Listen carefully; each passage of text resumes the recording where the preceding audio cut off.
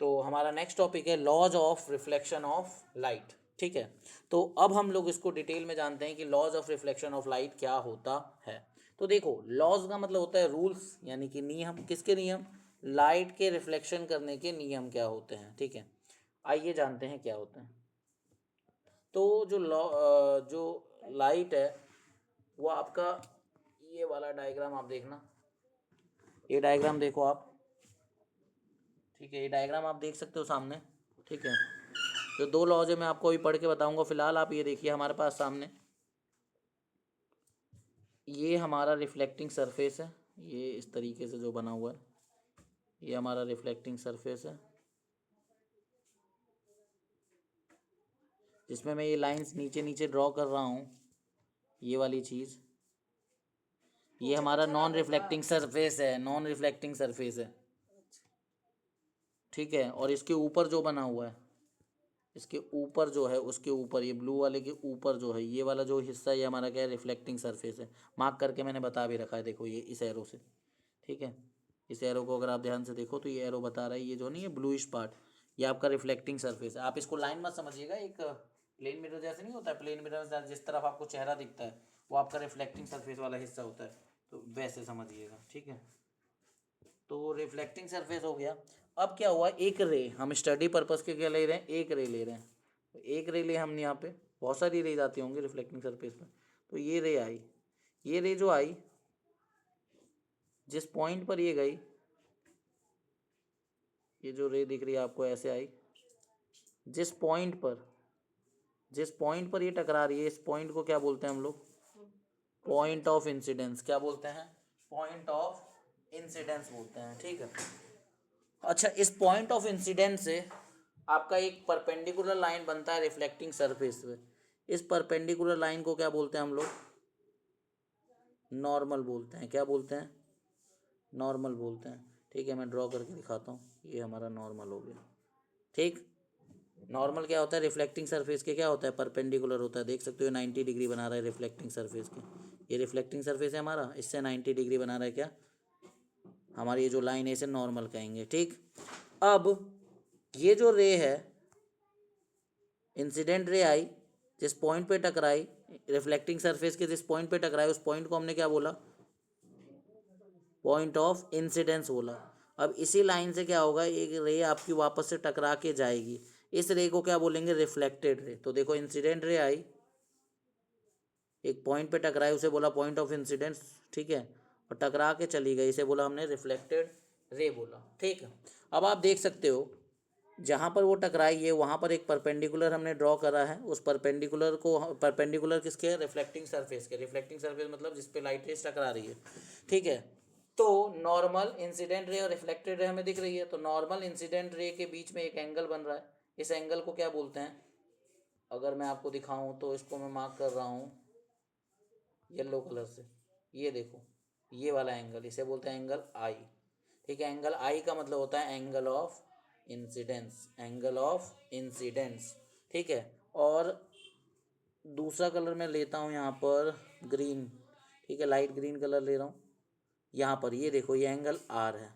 इसके बीच में, नॉर्मल और रिफ्लेक्टेड रे के बीच में जो एंगल बन रहा है उसे हम बोलते हैं एंगल ऑफ रिफ्लेक्शन। ठीक है, तो देखो, नॉर्मल और ये इंसिडेंट रे के बीच में जो एंगल बन रहा है उसे हम बोलते हैं angle of incidence.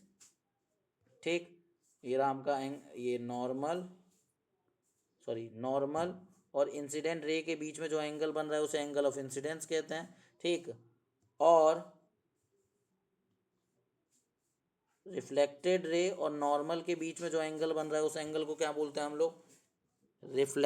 Angle of reflection बोलते हैं। समझ आई बात? अब लॉ क्या कहता है? लॉ ये कहता है कि एंगल आई एंगल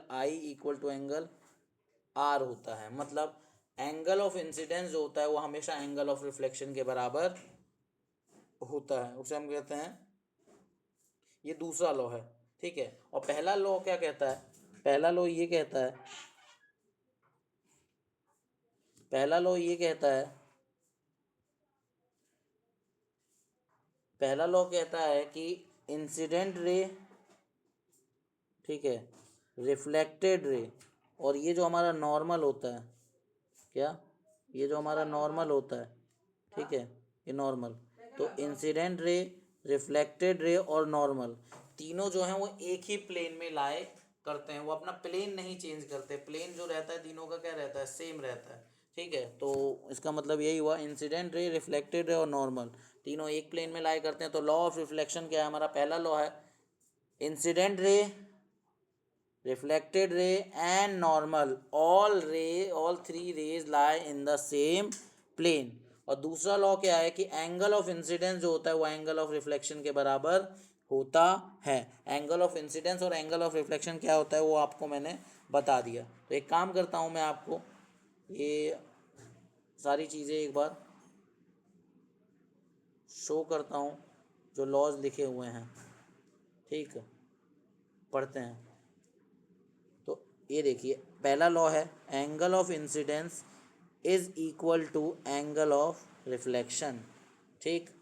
और अगला पॉइंट क्या है, incident ray, reflected ray and normal all lie in the same plane. ऊपर नीचे लिख दिया आप लॉज, पहले ये लिख लीजिए चाहे ये लिख लीजिए, दोनों यही लॉज हैं, मतलब दो लॉ हैं रिफ्लेक्शन के, कि भाई जब भी रिफ्लेक्शन होगा ध्यान रखिएगा कि जो इंसिडेंट रे होगी, रिफ्लेक्टेड रे होगी और जो नॉर्मल होगा, उन तीनों का प्लेन एक रहेगा। और नॉर्मल और इंसिडेंट रे के बीच में बनने वाला एंगल यानी कि एंगल ऑफ इंसिडेंस, और नॉर्मल और रिफ्लेक्टेड रे के बीच में बनने वाला एंगल यानी कि एंगल ऑफ रिफ्लेक्शन, दोनों का जो वैल्यू होगा वो क्या होगा, सेम होगा। इसका मीनिंग क्या है, इसका मीनिंग ये है कि अगर आपका एक रिफ्लेक्टिंग सरफेस है, उससे एक इंसिडेंट रे आ रही है और टकरा के एक रिफ्लेक्टेड रे जा रही है, तो ये एंगल आई और एंगल आर दोनों का नाप सेम होगा। कहने का मतलब है अगर एंगल आई मेरा 60 डिग्री है तो एंगल आर भी कितना होगा, 60 डिग्री ही होगा, ठीक है। और ये लॉ ऑफ रिफ्लेक्शन हर जगह वैलिड होगा, चाहे आपका रिफ्लेक्शन रफ सरफेस से हो, स्मूथ से हो, टेढ़े मेढ़े सरफेस से हो। मान लीजिए कि आपका रिफ्लेक्टिंग सरफेस जो है वो ऐसा ऐसा है, तो भी आपका लॉ लगेगा ही लगेगा, ऐसा नहीं है कि लॉ लगना बंद हो जाएगा। अगर आपका सरफेस कर्व्ड है, अगर आपका सरफेस क्या है, कर्व्ड है, तो भी लॉ लगेगा। कहने का मतलब मान लो आपका ऐसा है सरफेस, और मान लो जो लाइट रेज है वो ऐसे आ रही है यहाँ पर, तो टकराने के बाद वो किसी ना किसी एंगल पे तो जाएंगी, ठीक है। तो यहाँ पर ये देखो नॉर्मल बनेगा ही बनेगा, ऐसे दिख रहा है, ये नॉर्मल हो गया, ये इंसिडेंट रे हो गई और ये आपकी रिफ्लेक्टेड रे हो गई। इसके बीच में एंगल आई हो गया, एंगल आर हो गया, ये इंसिडेंट रे हो गया हमारा और ये रिफ्लेक्टेड रे हो गया। तो देखो आपका लॉ वैलिड रहेगा, ऐसा नहीं है कि लॉ वैलिड नहीं रहेगा, ठीक है। और तीनों का प्लेन जो होगा वो सेम रहेगा, तो ये लॉ फॉलो करेंगे जब भी रिफ्लेक्शन होगा। आई होप कि आपको ये क्लियर हो गया हो, ठीक है। अब हम नेक्स्ट टॉपिक की तरफ चलते हैं। तो नेक्स्ट टॉपिक नेक्स्ट उसमें दिखेगी।